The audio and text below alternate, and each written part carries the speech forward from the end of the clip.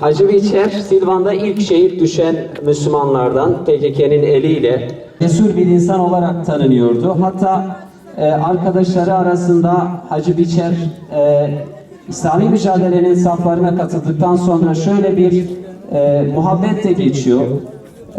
Eğer bize deselerdi ki dünyanın tümü İslami cemaat saflarına katılmış, mücadeleye katılmış deselerdi, biz hacı böyle bir şey yapmaz, hacı katılmaz diye kuşkuyla bakardık. Öyle 3 Mart'ta, 3 Nisan'da Salim şehit düşüyor. Yani şehit Hacı Biçer'den 5 gün sonra şehit Salim de şehit düşecek. Adil Yeşilbağ'dan var ikinci sırada. O da 6 Kasım'da şehit düşecek. Dışarıda düşünmeyin. Henüz 28 yaşında. İşte etrafımıza bakalım. 28 yaşındaki gençler. En büyüğü Muhammed Said. Hemen arkasında Muhammed Meki. O da 27 yaşlarında. Medeni 18 yaşında.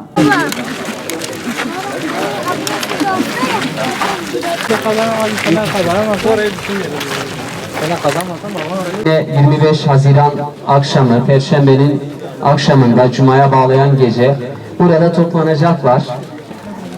Caminin şekil olarak bu şekilde muhafaza edilmiş ama şu yan tarafları, yani caminin karşı tarafında brandaların asılı olduğu yerlerde aslında evler vardı. Eski fotoğraflarda görünüyor zaten. O fotoğraflarda görüldüğü gibi buralarda 2 katlı evler var.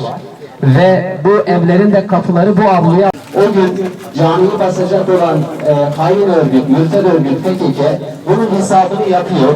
Ve PKK'nin zaten zihniyeti budur, zihniyeti budur. Ve ellerini de arkadan bağlayıp yüzlerini duvara dayıyorlar. Burası dediğiniz gibi 2 katlı evler vardı burada.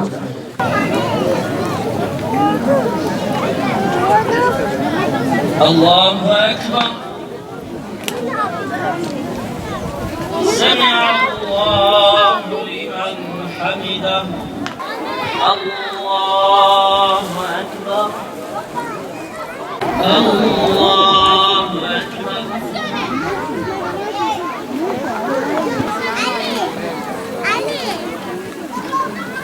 Esselamu aleyküm ve rahmetullah. Esselamu aleyküm ve rahmetullah. Bismillahirrahmanirrahim.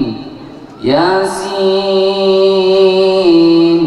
vel Kur'anil hakim inneke leminel murselin ala sıratın müstakim ya tanzilel azizir rahim. لتنذر قوما ما أنذر آباؤهم فهم غافلون لقد حق القول على أكثرهم فهم لا يؤمنون إنا جعلنا في أعناقهم أغلالا فهي إلى الأذقان فهم مقمحون إنما أمره إذا أراد شيئا أن يقول له كن فيكون فسبحان الذي بيده ملكوت كل شيء وإليه ترجعون. میوان بقیمت پشتی بلابنا جمهوری پشتی بلابنا دولت عثمانی لسر ارض عثمانی gelek devlet hatın damezrandın. Yek jvan devlet aji yago devama Osmani bu Cumhuriyet hat damezrandın. Dilozan edi ye jibo damezrandına devlet ha düşün lozani gelek aşire Araba çun şarkı lozani ye hezin emperyalist بالملت مسلمان را اف بو دگوتن دفجی دینه خود برده ورا از ناسنامات بدمده یعنی دفجی دینه خود برد ور استبکم دولت قوم عشیره حتی عشیره و چون لوزانه به دولتی و گریان اف تکلیف لپشکشمه کرداجی کرن بس گلی کردی مسلمان ev teklifa hezin emperyalist Lozan'ı kabul nekirin. jibogo liser erda İslam'ı kanuni Avrupa'yı hatun tatbik kırın.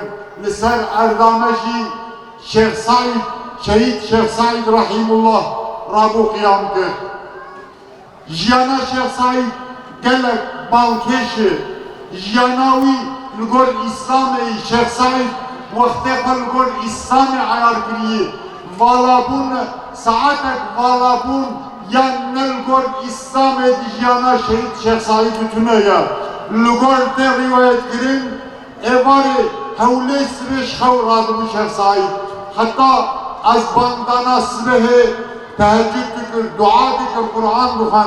Paşe meja srehe dikir. Paşe dersa fakiye fadgo.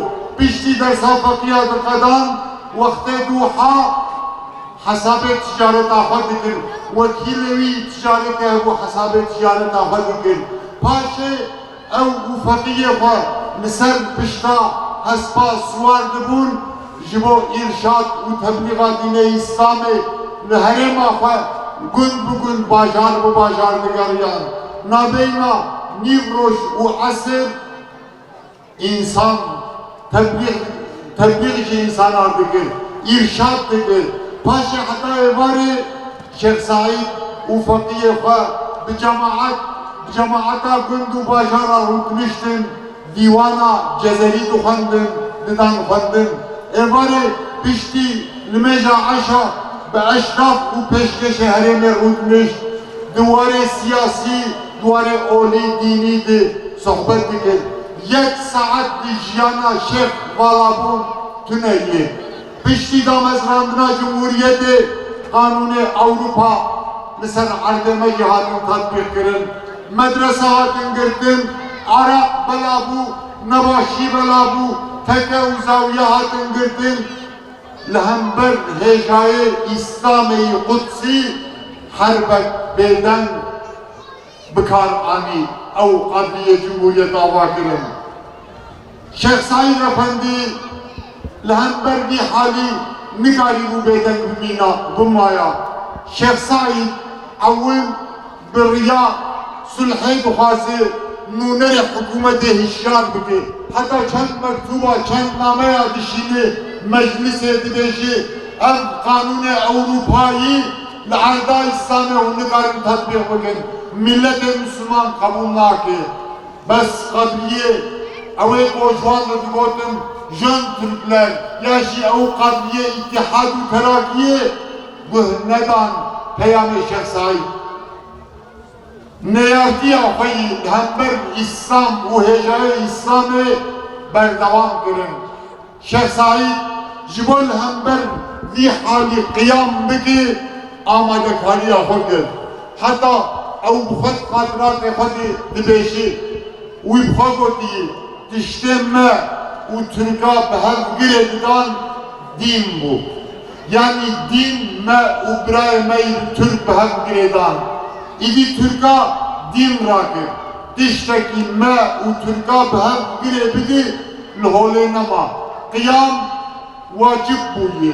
Şua disad mahkemede damajene birsin, hakim di birsi, dibe şeyh, çi bu sebebetu kıyam biki? Kay ilham hatta, yani sedeme ka ajot kıyame çi bu ilham hatta, şeyh dibe haşa, ilham ne atme? Dibe kitabe-i fakhedi, di kitabe-i fakhedi, çağa Seroki devleti, jidin bidur bikerdi. Ne yarkiya din biki, kitabe-i fakhedi ve kıyam vacip dibi.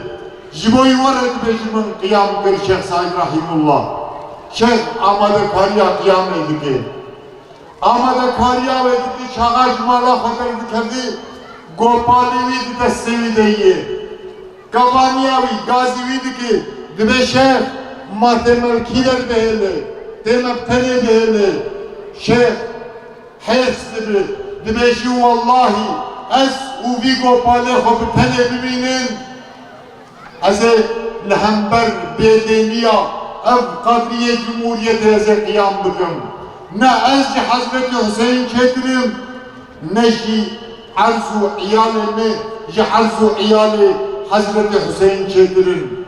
Dibeci sibehi, çağa guaz bimrim, zebani şaşkan bugün bıkındırının bajon cehennemi, babın cehennemi, bejin şeyh, me mal date, me evlat date, me imkan date, me ilim date, kate çıkır ki bu dine İslami, az içimer sıvahı bugün. Tür sonak, berat vermeyedim mir nebin haval. Ev doza hakik merdagi, az ugopane hobiminin, az qiyam bugün. O şeyh derdi kavi malafa, beriyader kavi birey bahatim badiki, gazividiki, dibejikako, millete Kürt, millete ki nezane, ve tebtene beğenir, derrab-ı kıyami, başı besyo tebtene beğenir. Dibeje bahatim, dibeje vallahi, azel Ahmet'e Diyarbakır be medanı kandın, teji lisan Kur'an'e bir şehit girin. Şeyh derdi keve, haziriya kıyametke, gün bugün bajar bu bajar, digara amade kariya kıyametke, due hengamede beri Osmani belabimin, l'Istanbul'e mekteba aşireta kurdama kırbu. Jibo henek seroku peşkeşi aşireti yenezi hobi giyinir. Hart fandakar ve mektebede mezun bugün. Yek civan fandakara Halid Cibrani, Halid Bege Cibrani, Seyyid Abdülkadir, u Yusuf Ziya bu, binbaşı Kasım bu. Şeyh bana rahab didine diki. Jibo kıyam, daha bir kıyam edikin, Şeyh bu an rahab didine diki. Şuha Salah Hazar u nehsidu bisusi siyade Dibel İstanbul Nisa Saziyek ya Kurdav nave Kurtali Cemiyeti Saziye Katibu da mezrandın. Liserinde Saziye Seyyid Abdülkadir Nehri habu. Şeyh biçabir Ali Abdüdine diken. Lugor plana var. Lugor plana ev Saziye Kurtali Cemiyeti Kıyam ve bahara Salah Hazar u nehsidu bisu şeşadır. Kıyam bahada girin.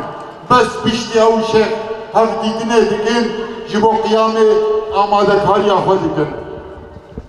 Geli bira, geli meyvane kıymet. Dün linge kıyama Şeyh Said hena.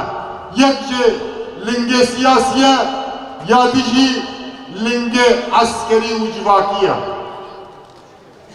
Şeyh Said hunik ucivina fa, yani örgütlenme fa jibo bikarbine, gün bugün bajar bu bajar digara.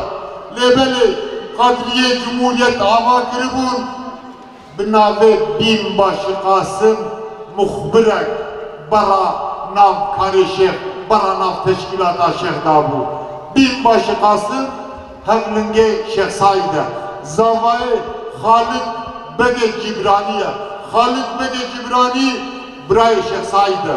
Zaten ki gelek bu kıymete, gelek kalendere, evi Seyyid Abdülkadir Yenehriye, Fakih Hasan'a, dün mücadele, Salih Bege Haniye, dün mücadele Şeyh Said'e, cini, ciye divani, kadir bilind haya.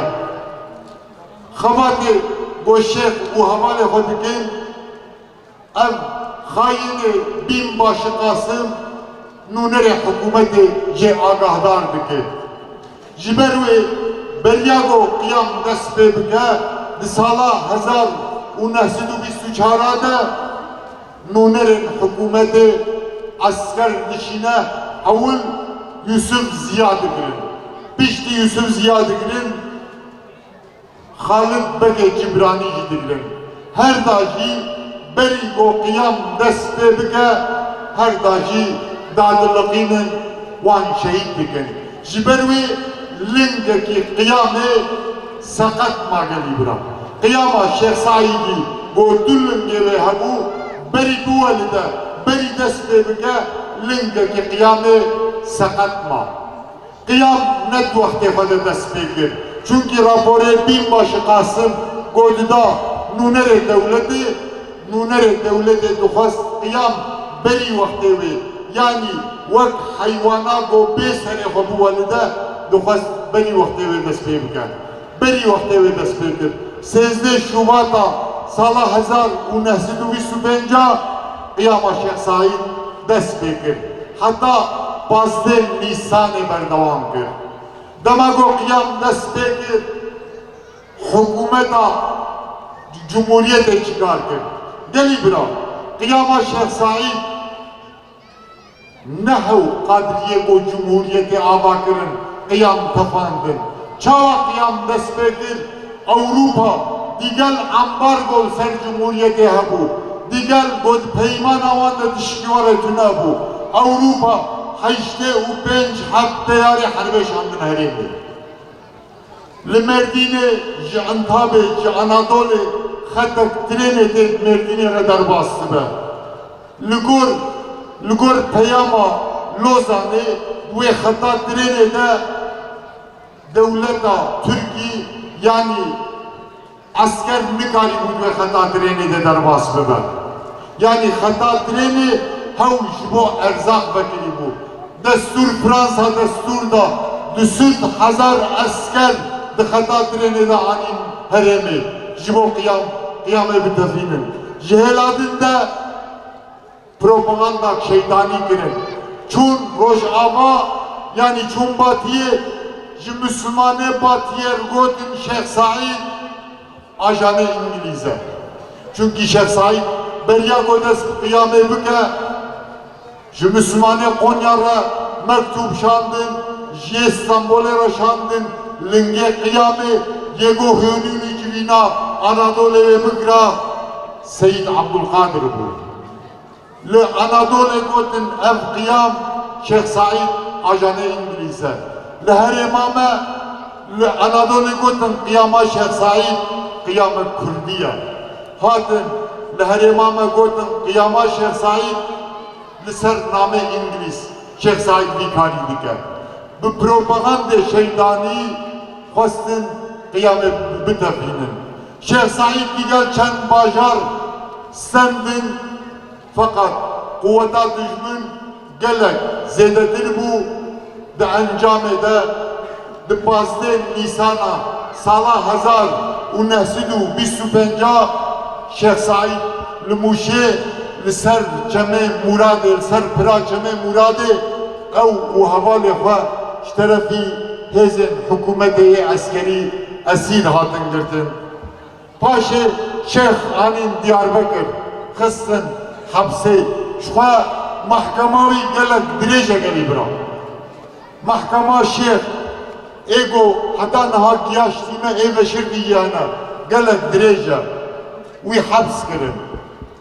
Deli bira Şeyh Said jibona çı qiyam kir. Şeyh Said jibo düz sedema qiyam kir. Düz sebebi qiyama Şeyh Said bu. Yekce sebebi oli bu Kadriyen Cumhuriyeti lehember din harbet beden destpekiribun ya düyemci sebeba civaki bu. Kadriyen go Cumhuriyet avakiribun. Zulüm hem li din dikirin hem li millet dikirin. İro hene Kürde layık sosyalist dibejin kıyama Şeyh Said ne kıyamet dini bu. Hav kıyamet jibo mahfem millet defa kıyamet Kürdi bu. O hene Seyda u Şeyh-u Alime meşi dibejin Şeyh Said hav jibo İslam'e kıyamdır. Geli bira, geli mevane kıymet. Şeyh Said mürid bu. Halife Tariqa Nakşibendi ya Kolevi Halidi bu. De Tariqa Halidiyada İslam şemsiyakı. Herkes dibin siyah ve şemsiye de karibi hevuli. De Tariqa Halidide İslam mafe Müslüm ve gayri Müslüman. Mafe Kurdu, Türkü, Arabu, Farisa ye hemiyat Paris'e. Şeyh Said Dozavi İstanbul. Doza Şeyh Said ya civake bu. Şeyh Said Hasan el-Benna çukas Arabbe. Mevdudi çukas Urdibe. İkbal çukas Urdibe. Necmettin Erbakan çukas Türkbe. Şeyh Said cihakvası Kurbe. Geli mira, geli mevane kıymet. Şeyh Said şehit bu. Fakat Şeyh Said vandana kır. ego Şeyh Said şehit kirin wanda bun. Nave Şeyh Said nezi 100 sali nezi asrekeye diser şehadeta Şeyh Derbas buya naveni hin bixer tezikir kirin. Qad mesaja go Şeyh Said li xweyiş hin berdewam dibe. Ev xort, ev ciwan ji mesaja Şeyh parve girdine. Çünkü dibaweriya me de şehadet ji bo nesl û nifşê li dû me mesajeke. Şeyh Said jî bi xwîna xwe ev mesaj da neslê dû xwe. Şeyh Said beriya got şehîd bikin, dibêjin rojnamevanê Ewropa ji her derê dünyayê ji bo şehre hev dîdinê bikin hatin hepsa Diyarbekir. Destur ji müdürê hepsê Nazif Bey xwestin. Derbasê hicra Şeyh bûn. Lord Kindos be rojnamevanekî İngilîs e ew dibêje gelî bira. Dibêje ez derbasî hicra Şeyh bûm, min dît Şeyh bi zikir meşgûl e. Dibêje weqara di Şeyh de min dît weqarek di jora weqara insana de bû. Şeyh gelek bi weqar bû. Hevalê wî jî bi weqar bû. Sibaha got wî bibin wê wî bişeniqînin şehîd bikin. Dibêje ew û 46 hevalê xwe li korîdorê hepsê hevdû hemêz dikin, li hev helal dikin. Paşê dibê wan dibin sêpêka şeniqandinê Şeyh li dawiya teva şehîd dikin. Dîsa rojnamevanê Ewropa dibêje. Dibêje Şeyh çaxa derket ser sefa îdamê ba serokê mehkemê kir, bakirê henekê xwe pê kir. Mizî jî keniya golo min pişta hes kir.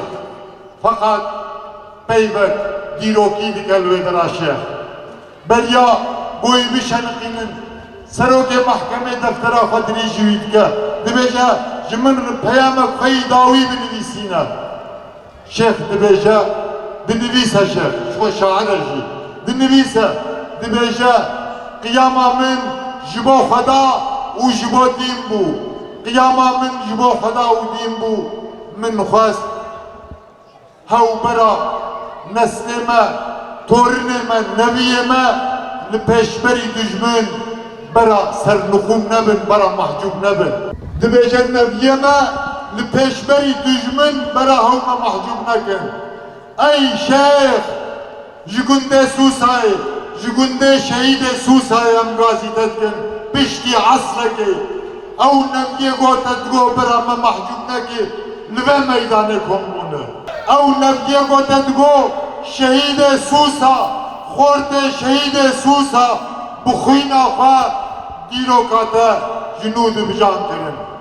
Fakat neviyê wî yê sosyalîst û layık Şeyh nas nakin. Wallahi Şeyh Said sahaba eyrok dibêjin em taqîbvanê wî ne û di herda Kurdistanê de bêdîniyê berakin. Şeyh Said sahaba wê bi wan re jî mücadele bikira. Wê li pêşberî wan jî qiyam bikira.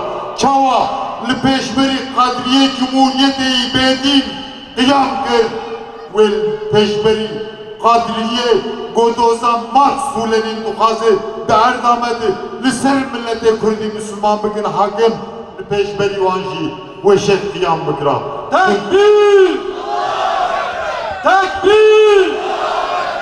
Tekbîr! Çünkü qiyama Şeyh ji bo İslamê bû. Qiyama Şeyh li pêşberî bêdîniyê bû. Mixabin gelî bira meydana bo Şeyh wê şeniqandin. Meydana Dahqap. Em tev dizanin bi doza saziya mustaz'afa navê wê meydanê bû meydana Şeyh Said ev serkeftine bûjmare.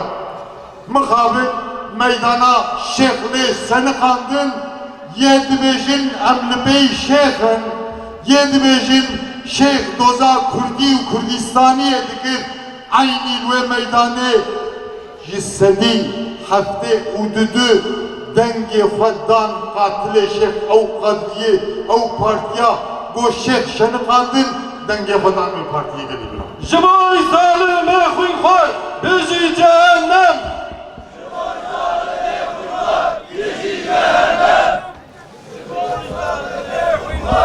گلی برا شیخ سعید نمریه çünkü şehit kitabama dibêjin sağı şehîdê Sûsa nemirine şehîd saxin em nizanin em jiyana wan tesewwur nikarin bikin aqlê me têra tesewwura jiyana wan nake em bawerin naberkî li vê meydanê guhdariya me dikin me temaşe dikin em jî di vê rêya salvegera wî de ya salvegera şehadeta wî de em dixwazin bi peyvek Saîdê dûyem bi peyvek Saîdê dûyem em sohbeta xwe bi dawî bikin ji xwe du Saîdê me yî hêja hebûn du Saîdê me yî bi qedr û qîmet hebûn mixabin yêgo yek jiyanayî bi nefiyê bihar yêdî jî bi şehadetê bi xwîna xwe tarîx nivîsan tirba her diyajî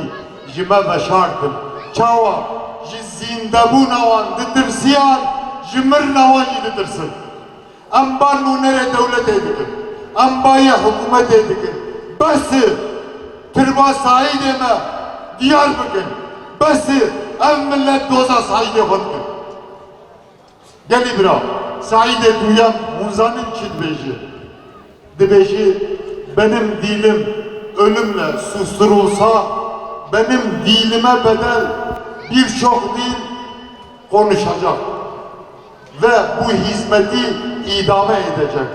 Yani dibêje heger zimanê min bi mirinê sukût bikin wê ji bedêla zimanê min gelek ziman bişteğile heqiyê bêje û vê xizmetê berdewam bikin.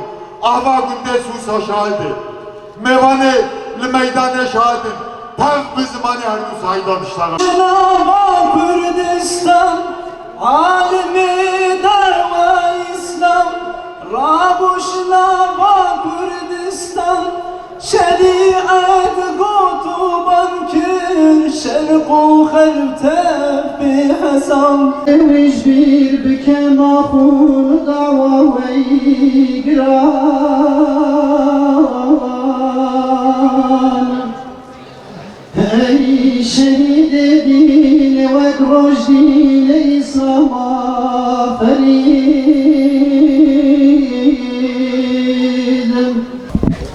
برينا سوسا سوسا برينا بشينا لورائي روح زينة برينا سوسا سوسا برينا بشينا لورائي روح زينة وحشيا بلاخين جديدة جوي رش بيضا جمرا قيرينا وحشيا بلاخين جديدة جوي رش بيضا جمرا قيرينا Mazlumsun susan, mazlumsun susan Allah için müminler vuruldu caminde Susan, mazlumsun susan, mazlumsun susan Allah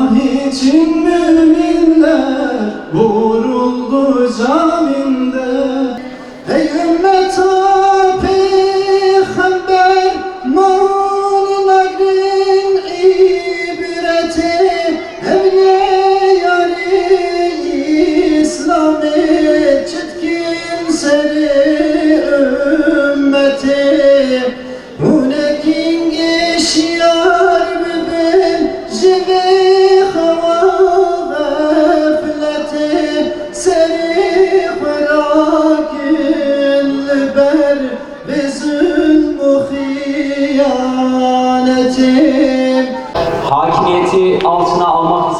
çeşitli İslam beldelerinde kendilerine uşaklık edecek emir kulları tayin ederler.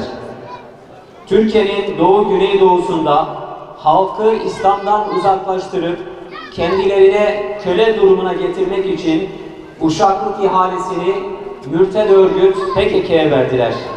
80'li yılların sonlarından itibaren mazlum halka uyguladıkları baskı, zulüm ve katliamlar 90'larda had safhaya ulaşmıştı.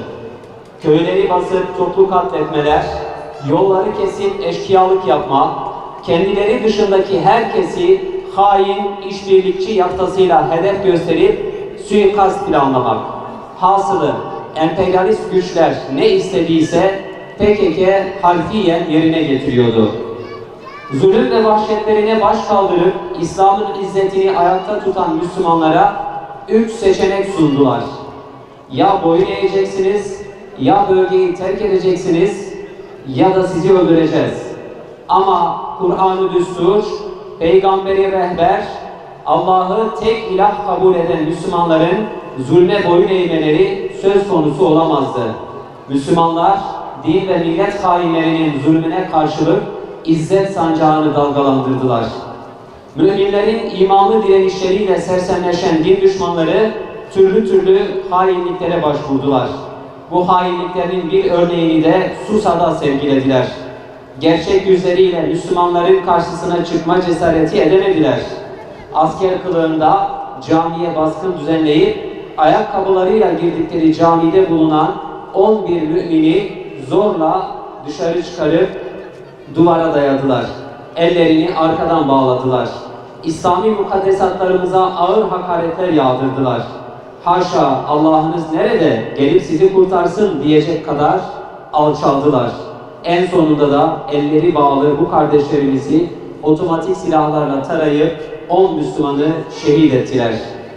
Benzeri Budistlerin, Hinduların ve Yahudilerin yapabildiği cami katliamını gerçekleştiren din düşmanları sonrasında katliamı iftiharla anlattılar. Bu olayın en acı taraflarından biri de katliama karışanlardan bazı hasta ruhluların, şehitlerin köylüleri ve hatta komşu ve akrabaları olmalarıydı. Allah'a hamdolsun sonraki süreçte izzetin Allah'a, Resulüne ve müminlere ait olduğu apaçık ortaya çıktı. Şehitlerimiz ve aziz dostları, aziz katilleri ve düşmanları da zehir oldu. Salim Fidancı, Susalı olup katliamdan 3 ay önce Silvan'da şehit düştü. 26 yaşında ve 3 çocuk babasıydı. Silvan'da İslami davayı benimseyen ve İslami hizmete başlayan ilk kişilerdendi. Silvan'da Susa köyünde birçok insan cami katliamında şehit düşenler ve özellikle Şehit Hüseyin Çetinkaya'nın hidayetine vesile olmuştu. Salim 3 Nisan 1992'de Ramazan ayının son gününde Ulu Cami'de Kur'an hatmini teslim ettikten sonra evine dönerken henüz iftarını açmamış halde gözleri kan bürümüş kalabalık bir PKK'li grup tarafından sopa, bıçak ve silahla linç edilmek suretiyle saldırıya uğradı. Ağır yaralı halde hastaneye kaldırıldı ancak orada görevli hain bir doktor tarafından kasıtlı ihmal neticesinde aşırı kan kaybından şehit düştü. Rabbinin ikramıyla Ramazan ayının son iftarını kanını hediye etmek suretiyle açmış oldu ve İslami davanın ilk erlerinden olduğu gibi ilk şehitlerinden oldu. Tekbir! Muhammed Ali Uslu. Muhammed Ali Uslu 26 yaşında, evli ve 2 çocuk babasıydı. Muhammed Ali tam bir cami sevdalısıydı. Hiçbir tehdit ve şantaj onu camiden koparamadı. Camiye gitmemesi için PKK kendisi ve ailesi üzerinde ciddi bir baskı oluşturunca o baskılara cevaben eğer camiye gitmek bu insanların yanında kabahat ve suçse ki öyledir, bırakın ben o suçu işleyeyim. Benim suçum camiye gitmek olsun diyerek baskıları umursamadığını ilan ediyor ve cami katliamında şehadet mertebesine ulaştı. Tekbir!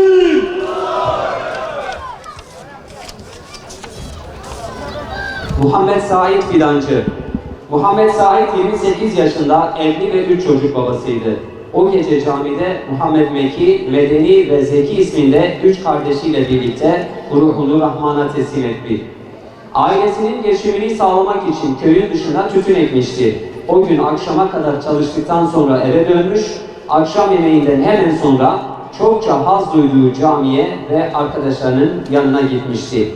Tok gözlü, yokluk içinde cömert bir insandı. Size vasiyetim olsun, bir gün şehit düşersem ve beni şehit eden kişi daha sonra tövbe ederse onu affedin diyecek kadar yufka yürekliydi. Susa Camii'nde şehit düştü. Tekbir! Muhammed Meki Fidancı 20 yaşında nişanlı ve düğün hazırlığı yapıyordu. 4 kardeşin ikincisiydi. Lise 3. sınıfa geçmişti. Okulda dindar gençlere saldıran PKK zihniyetine sahip öğrenciler Mekke'den mutlaka dayak yerdi. Cesur ve atılgandı. Buna karşın Müslüman kardeşlerine karşı yumuşak huylu ve halimdi. Camiye bağlı, azimli bir insandı. Şehit olacağı gün kardeşi Medeni ile beraber Silvan'dan dönmüş, akrabasına tarla işinde yardım etmiş ve en sonunda camiye koşmuştu. Cami şehitlerinin arasında yerini aldı. Tekbir! Medeni Fidancı 18 yaşında ve nişanlıydı. Cami katliamında şehit düşen 4 kardeşten üçüncüsüydü. Ailesine maddi katkı sunmak üzere çalışıyor, bu nedenle eğitim hayatına son vermişti. Cami katliamında Medeni ağır yaralıydı ancak şuuru yerindeydi. Etrafındakilerle konuştu, onlardan su istedi. Yaralı olarak yerde yatarken yanındakilere "Başımı kaldırın, kardeşlerime bakayım" dedi. Araç anahtarını cebinden çıkarmalarını ve kendisini hastaneye götürmelerini istedi ancak şoför bulunamıyordu. Zor şartlarda aracıyla Silvan'a giderlerken babasının kucağında kan kaybından şehit düştü. Tekbir! Zeki Fidancı henüz 15 yaşında lise 1. sınıfı bitirmişti. 3 ağabeyiyle birlikte camide şehit oldu. Zeki gencecik yaşında İslam'a yürekten bağlanmıştı. Çok hayalıydı. Ona sıra gelmedikçe konuşmazdı. Zeki de abileri Said ve Meki gibi akşama kadar tarlada çalışmış, günün akşamında da caminin yolunu tutmuştu. Camide bulunmayı, Allah'ın evinde kardeşleriyle beraber Allah'a ibadet etmeyi evdeki istirahate tercih etmişti. Kulaklarımızdan çıkmayacak ve tarihe not olacak şu sözler şehit Zeki'ye aittir. Boyum tamamdır, artık şehit olabilir mi, bilirim değil mi? Tekbir! Abdülhaluk Ubaz, Molla Abdülhaluk henüz 20 yaşında ve bekardı. Şehadetinden 3,5 ay önce imamlığa atanıp Susa Camii'nde göreve başlamıştı. Aslında tam da gönlünce bir meslek icra ediyordu.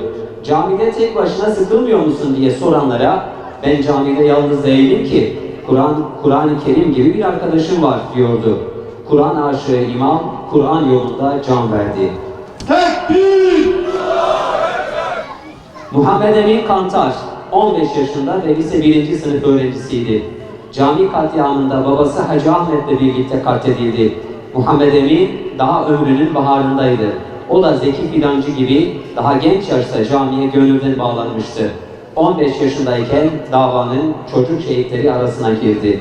Tekbir! Hacı Ahmet Kantar, 48 yaşındaydı. Cami şehitleri arasında en yaşlı kişiydi. Kendisi, oğlu Muhammed Emin ve kardeşinin oğlu Adnan cami katliamında şehit düştüler. Hacı Ahmet esnaflıkla uğraşıyordu. Dükkanına gelenlerden duyduklarını Hüseyin'e ve diğer gençlere ulaştırıyor, tedbirli olmalarını istiyordu. Zira duyduklarına göre İslam düşmanları onlara zarar vermek için plan yapıyordu. Katliam gecesi evde bulunuyordu Hacı Ahmet. Caminin basıldığını duyunca koştu. Yolda konuştuğu asker kılıklı militan ismini öğrenince onun da lisede olduğunu anlayıp cami avlusuna getirdi ve ellerini bağlayıp diğer Müslümanlarla şehit etti. Tekbir! Adnan Kantar, 20 yaşında lise 3. sınıf öğrencisiydi. Adnan, İslami kitapları çok okuyor, özellikle Risale-i Nur konusunda oldukça birikimliydi. Konuşmalarında hep Risale'den örnekler veriyor, okul arkadaşlarına da Risale anlatırdı. Gündüzünde tarlada çalışıp akşamında da 3 kardeşini yanına alıp gittiği camide 25 Haziran 92 günü şehit düştü. Diğer 3 kardeşi saldırıdan yaralı olarak kurtuldu. Kıymetli Müslümanlar, evet biz bugün Susa köyünün aziz şehitlerini anıyoruz. Doğrusu Susa'nın şehitlerini anlamak, anlatmak, bu mücadeleyi aktarmak o kadar da kolay değil. Fakat biz yine de bir şeyler söylememiz lazımdır. Her şeyden önce kıymetli Müslümanlar, İslam'ın ilk günden bugüne gelmesinde mutlaka kimi Müslümanların fedakarlığı, cihadı, mücadelesi, şehadeti sayesinde olmuştur. Eğer o Müslümanlar bu mücadeleyi vermemiş olsalardı, şehit olmamış olsalardı, fedakarlık yapmamış olsalardı, biz bu günleri belki yaşamıyor olacaktık. O yüzden bu davanın bugüne gelmesinde, İslam'ın bugüne gelmesinde, bizim mümin olmamızda, Müslüman olmamızda, bizden önceki Müslümanların, aziz şehitlerin emeği şüphesiz ki inkar edilemez. Ama tabi bu yeterli değil. Bu aziz kervanın bir sonraki nesle ulaşması için, bu davanın devam edebilmesi için, bizden sonraki evlatlarımızın, nesillerimizin, insanlarımızın da imanı, dini ve Müslümanlığını muhafaza edebilmemiz için bizim de bu vazifeyi şüphesiz ki omuzumuza koymamız lazım, bu davayı sahiplenmemiz lazımdır. Sadece bizden önceki aziz şehitlerin mücadelesini anlatmak, onlara mersiyeler dizmek, onları met etmek yeterli değil. Elbette onları anacağız. Onları birbirimize anlatacağız. Onları işleyeceğiz. Nesillerimize aktaracağız. Onların o mücadelesini çocuklarımızla paylaşacağız. Fakat kendimizi de unutmayacağız. Çünkü Allah bu vazifeyi bizden de istiyor. Kur'an-ı Kerim'de şöyle buyuruyor bu hakikat. Ricalun minel mu'minine صدقوا ما عاهدوا الله فمنهم من قضى نحبه ومنهم من ينتظر وما بدلوا تبديلا صدق الله العظيم. Müminlerden öyle erler var ki, sadece tabi erkekler için bunu söylemiyorum. Öyle müminler var ki Allahu Teala'ya vermiş oldukları söze sadık kaldılar. Hayatlarıyla Allah'a ibadet ettiler. İslam'a hizmet ettiler. İslam davasına her halükarda sahip çıktılar ve bu uğurda nihayetinde canlarını vererek Allah'a vermiş oldukları söze sadık kaldılar. Zira hepimiz Rabbimize Allahu Teala'nın innallaha iştara minel mu'minine enfusahum ve emvalahum bi enne lehumul cennet, Rabbimizle böyle bir ticaret sözleşmemiz var. İşte bu söze hepimiz bu söze imza atmışız. Ama bizden öncekiler, onlar sadık kaldılar, sözlerine sahip çıktılar, hayatları boyunca cihad ettiler, hizmet ettiler, tebliğ ettiler ve nihayetinde canlarını da feda ederek Allah'a verdikleri söze sadık kaldılar ve Rablerine ulaştılar. Ama Kur'an-ı Kerim diyor ki وَمِنْهُمْ مَنْ يَنْتَظِرْ, onlardan kimisi de bu verdikleri söze sadık kalmak için sırasını bekliyor. Yani bizler. Dolayısıyla biz de ne yapacağız kıymetli Müslümanlar?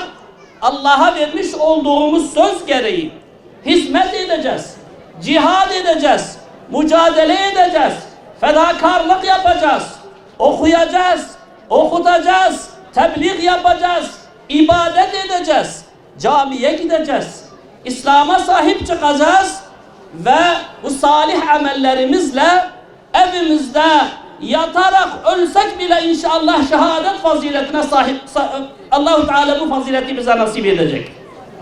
Rabbim bizi de bu söze sadık kalarak sırasını bekleyenlerden eylesin inşallah. Bu azizlerden sonra bu hakikati bize unutturmasın. Kıymetli Müslümanlar, şimdi bakın burada aziz şehitlerimiz yatıyor değil mi? Hepimiz onları kabirlerinde ziyaret ettik mi? Evet. Eğer ben burada size şöyle bu mikrofonda size böyle şöyle bir şey sorsam, desem ki ben bu şehitleri ziyaret ettiğimde onlardan bir mesaj size getirdim. Bana bir mesaj verdiler. Merak eder misiniz bacılarım, kardeşlerim?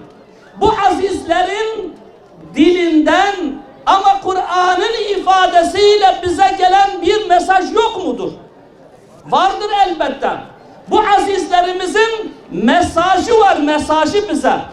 Ve ben burada bu mesajı sizinle okumak istiyorum.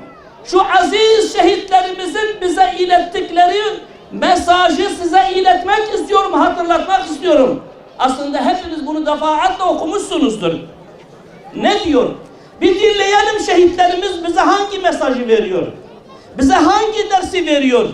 Bize neyi tavsiye ediyor? Bize neyi müjdeliyor? Ve ona göre işimizi yapalım. Estaizu billah ve la tahsabennellezine kutilû fî sebîlillâhi emvâten bel ehyâun inde rabbihim yurzakûn. Ne demek bu? Sakın Allah yolunda öldürülenleri ölü zannetmeyiniz. Bu ne demektir? Bu kardeşlerimiz, bu azizlerimiz Kur'an'ın ifadesiyle, Rabbimizin ifadesiyle bu azizlerimiz yaşıyorlar. Bu şehitlerimiz ölü değillerdir. Hepimiz ölümsüzlük istiyoruz değil mi? Hiçbirimiz ölümü sevmiyoruz değil mi? Ve işte bunun yolunu Allah-u Teala bize bu şekilde haber veriyor. Ölmek mi istemiyorsunuz? O zaman Allah yolunda öldürülenler ölü demeyin onlara. Onları sakın ölü sanmayın, zannetmeyin. Belhum ehyâun inde rabbihim yurzakun. Bilakis onlar Allah katında yaşıyorlar ve Allah tarafından rızıklandırılıyorlar. Tekbir! Rızık, bakın biz rızıklanıyor muyuz? Evet. Yiyoruz, içiyoruz vesaire. Allahu Teala bize bir rızık veriyor. Şehitler de yaşadıkları için Allahu Teala onları da rızıklandırdığını söylüyor. Ve devam ediyor. Ferihine bima atahumullahu min fadlihi. Şehadetleri karşılığında, mücadeleleri karşılığında, yaptıkları hizmet neticesinde hak ettiği o şehadetle Allahu Teala'nın onlara vaat ettiği o fadlu ihsanını ne yapıyorlar? Bununla mutlu olmuşlar. Yani ücretlerine razıdırlar. Yaptıkları ticaretten karlı çıktığını gördüler. Şehadetle Allah'ın huzuruna gidince Allahu Teala'nın onlar için hazırlamış olduğu cennetleri, nimetleri görünce ferihine, mufarrah oldular. Üzülmediler, pişman olmadılar şehit oldukları için. Ve yestebşirûne billezîne lem yelhakû bihim min halfihim. Kendilerinden geriye kalan bizler, kendilerinden geriye kalan kardeşlerine, evlatlarına, bacılarına, hanımlarına, sevdiklerine, arkadaşlarına, Müslümanlara bir müjde veriyorlar. Kardeşlerim, bu şehitler bize bir müjde veriyor. Bunlara iyi sahip çıkmamız lazım. Bu müjdeye kendimizin de nail olması için dikkatli olmamız lazım. Nedir müjdeleri? Ella havfun aleyhim ve la hum yahzanun. Birinci müjde. O kardeşlerimiz bize diyor ki, ey bizden sonra kalan dava kardeşlerimiz, bacılarımız, eşlerimiz, evlatlarımız, burada korku yok, burada mahzuniyet yok, burada üzülmek yok, burada kaybetmek yok. Burası kar yeridir. Şehit olan kazanır diyor. Bakın bu müjdeyi, bu hakikati bize veriyorlar. يَسْتَبْشِرُونَ بِنِعْمَةٍ مِّنَ اللّٰهِ. Yine bir müjde daha veriyorlar. Allah'tan bir nimetin ve fadlın ve Allah tarafından büyük faziletlerin ve enne Allah la yudi'u ecra'l mu'minin ve kesinlikle Allah'ın müminlerin mükafatını zayi etmediğini müjdeliyorlar. Yani bize diyor ki, siz de bakın biz çalıştık, biz çabaladık, biz sabahtan akşama kadar tarlada çalışıyorduk, yoruluyorduk, değil mi? Bizi tehdit ediyorlardı. Bunlar camiye giderse biz bunları kesin öldürürüz. Bu insanlar şehit edildikleri gece de bu tehditleri almışlardı. O son bir haftadır bu insanlar zaten bu tehditlerden haberdardılar. Ama buna rağmen camiyi terk etmediler, değil mi? Eğer biz camide öldürülürsek varalım camide ölelim. Eğer cami suçsa biz bu suçu işlemeye devam edeceğiz diye dik bir duruş sergilediler o insanlar. Ve buna rağmen camiyi terk etmediler. Buna rağmen sohbeti terk etmediler. Buna rağmen cemaatle namazı terk etmediler. Kolay cennete gidilmez. Şehadet kolay elde edilmez. Bunu bilmemiz lazımdır. Bunu bilmemiz lazım. Bu mesajları almamız lazım. Hayatımıza nakşetmemiz lazım. Ve her şeye rağmen Allah'ı terk etmediler. Her şeye rağmen Allah'ın zikrini terk etmediler. İbadeti terk etmediler. Camiyi terk etmediler.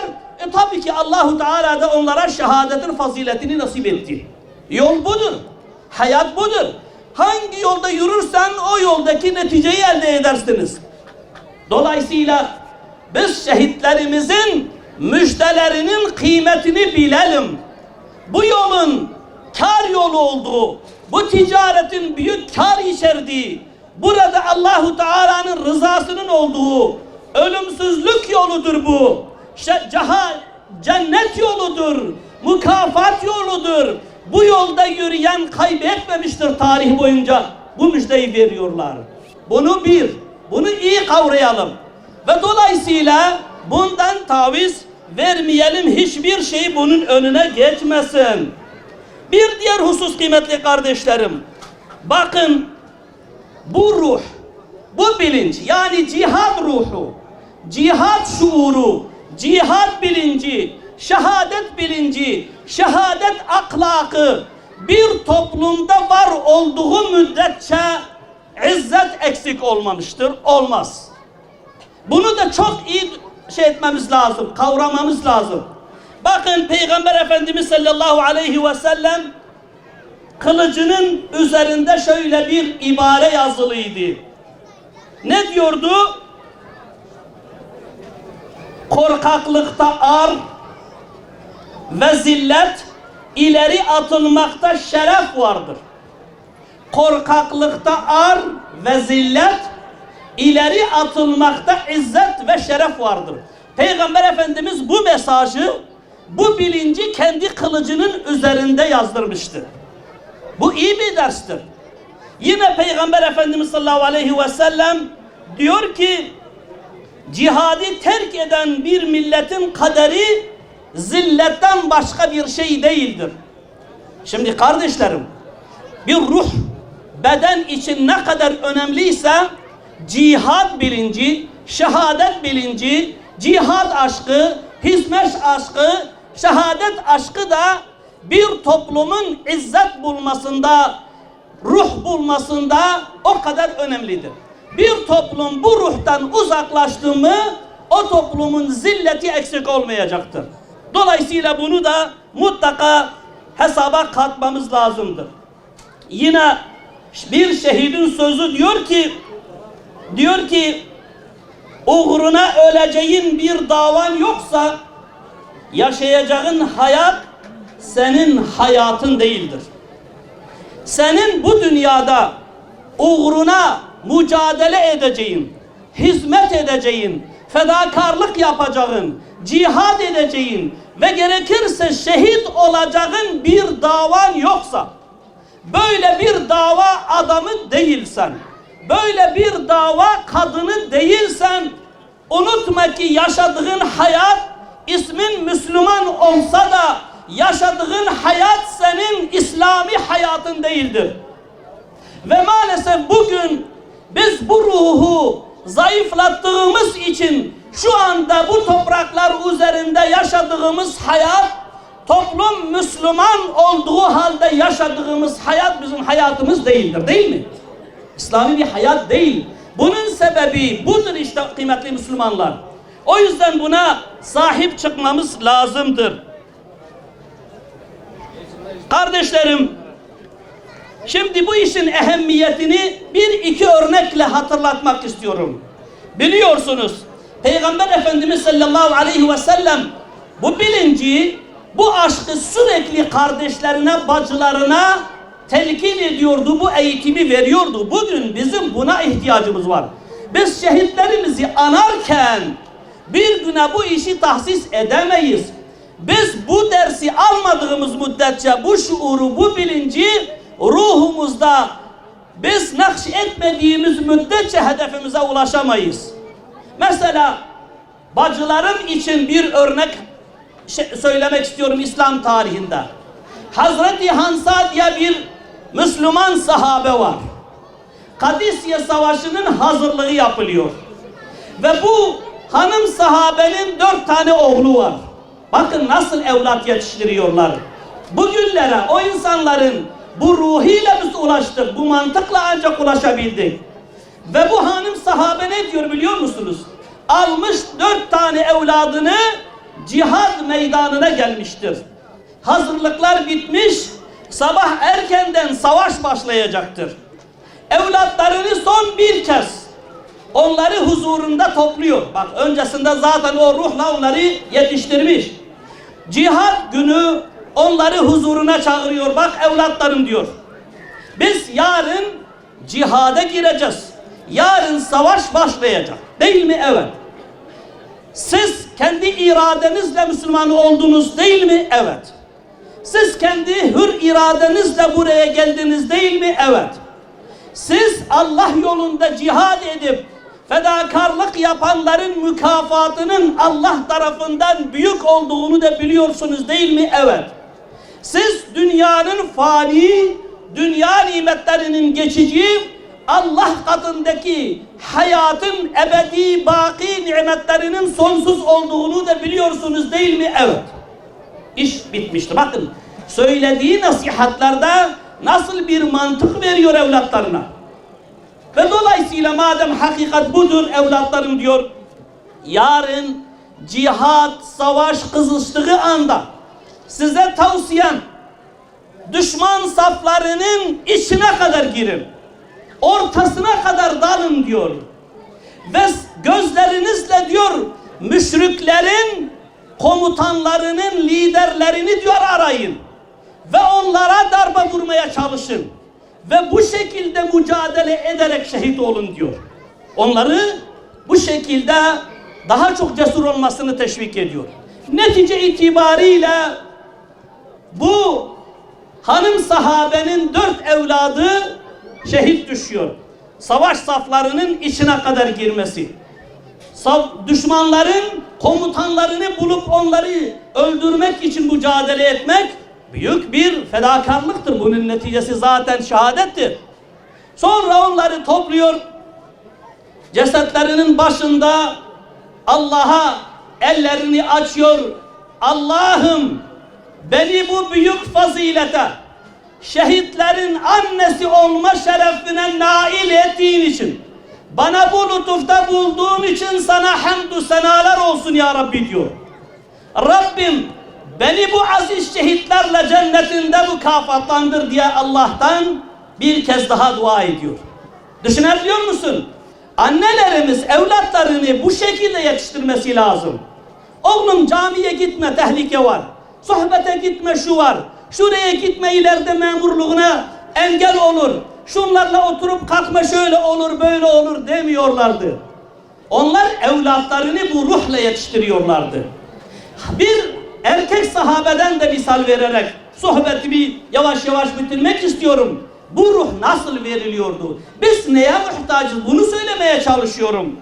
Bakın, Amr bin Cemuh isminde bir tane topal sahabe vardır. Onun da birkaç 4 tane 3 tane evladı var. Şimdi Bedir'e topal olduğu için gitmesine izin vermemişler. Uhud Savaşı hazırlıkları yapılıyor. Evlatları yine ona diyor ki babası biz zaten gidiyoruz. Sen sakatsın, bu halinle cihada gelmene gerek yok. Allah da senden bu mesuliyeti kaldırmış. Sen gelme diyorlar. Israr ediyorlar. Bir türlü anlaşamıyorlar. Ve neticede Peygamber Efendimiz'e geliyor. Peygamber Efendimiz'e diyor ki ya Resulallah, herkes cihada gidiyor. Şehit düşüyor. Bu büyük mükafatı kazanıyor. Bak Bedir'de beni şehit olma şerefinden, mükafatından mahrum bıraktınız. Bugün evlatlarım tekrar beni engellemek istiyor. Sen benim topal halimle cennette gezdiğimi görmek istemez misin ya Resulallah diyor. Resulullah diyor ki evet görmek istiyorum. Tabi Resulullah'ı ikna ediyor. Resulullah da önce ona diyor ki gelmene gerek yok. Ama bu azmini, hevesini görünce evet diyor, tabii ki görmek isterim. Ve netice itibariyle hanımına diyor, bak hanım diyor, herkes şehit olmak için savaşa, cihada giderken benim senin yanında oturup beklememi mi istiyorsun? Kesinlikle böyle yapmam diyor ve netice itibariyle savaşa dahil oluyor, cihada dahil oluyor ve şehit düşüyor. Resulullah diyor ki vallahi onu topal haliyle cennette yürüdüğünü gördüm diyor. Sakattır, ihtiyardır, yaşlıdır, şöyledir, böyledir değil. Bakın evlatlarını buna hazırlamış ama kendisi de bu faziletten geri durmak istemiyor. Şehadet bilinci, bir toplumu ayakta tutan, cihad bilinci, izzet bilinci ancak bu şekilde olur. Tarih boyunca bu şekilde Müslümanlar aziz olmuşlardır. Bugün de bunun yolu budur kıymetli kardeşlerim. Bakın bir hadis okuyacağım ve bitireceğim, biliyorum zamanınız daraldı. An İbn Ömer radıyallahu anhuma kâle Resulullah sallallahu aleyhi ve sellem İzâ tebâya'tum bil'îneti, siz İn ile alışveriş yaptığınız zaman, bu bir çeşit faizli, ribali bir alışveriştir. Buna girmeyeceğim.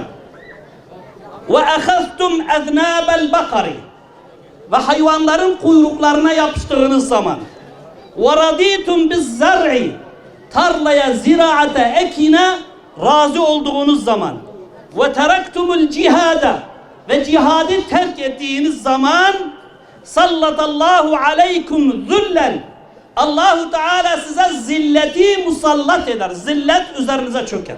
Zelil olma. La yenzi'uhu hatta terci'u ila dinikum. Ve bu zilletten kurtulamazsınız ta ki dininize dönünceye kadar. Bu hadisin özeti şudur.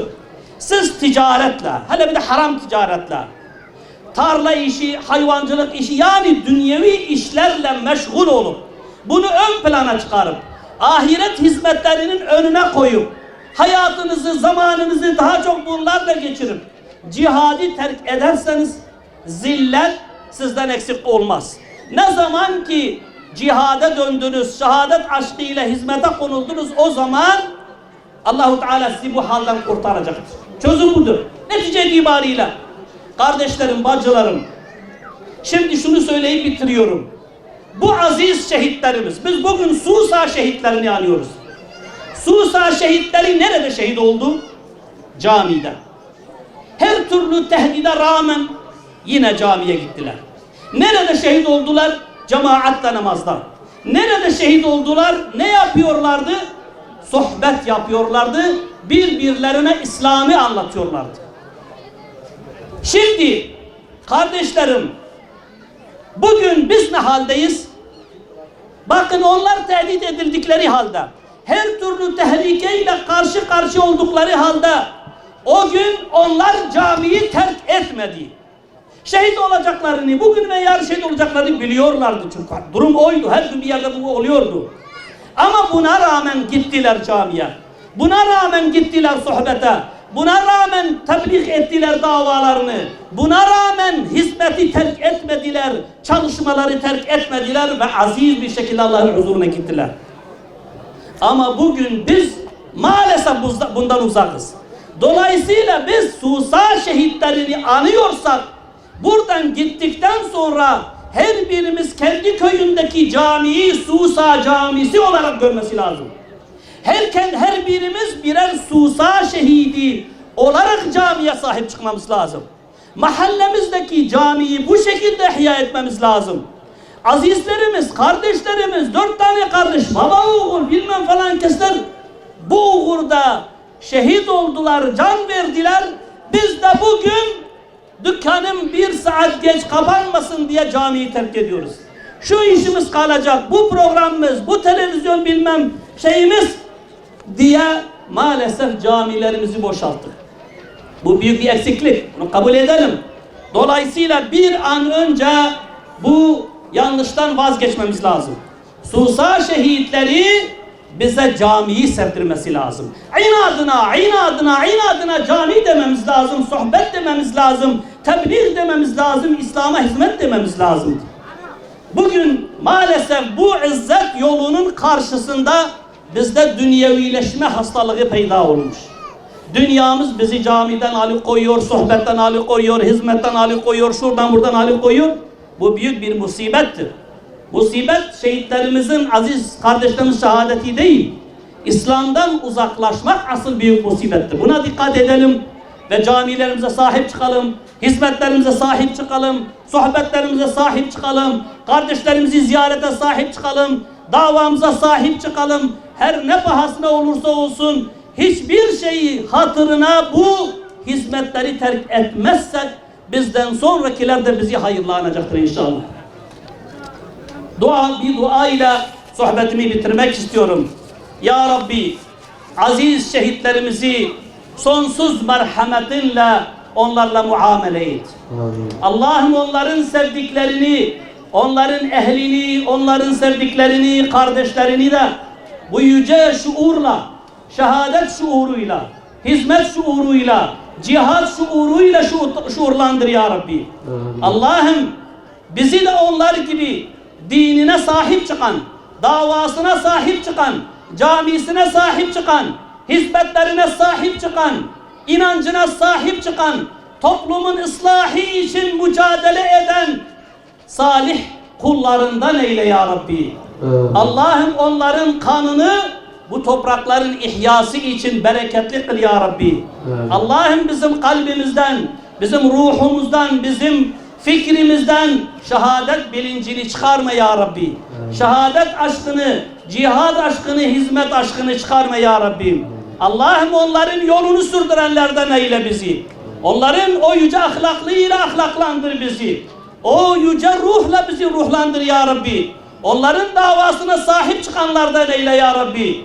Onların sermayesine sahip çıkanlardan eyle ya Rabbi. Onların inancına sahip çıkanlardan eyle ya Rabbi.